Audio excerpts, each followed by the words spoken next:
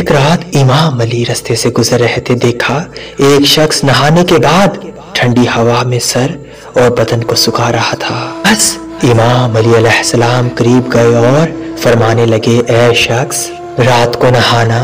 انسان کے جسم سے بیماریوں کو دور کرتا ہے، لیکن نہانے کے بعد جسم اور بالوں کو صحیح طریقے سے خشک کیا کرو، بغیر بال اور جسم کو خشک کیے ٹھنڈی ہوا میں بیٹھا نہ کرو، تو اس سے انسان کا جسم سرد اور گرم کے درمیان بیمار پڑ جاتا ہے۔ یاد رکھنا، انسان کا پانی سے غسل کرنا،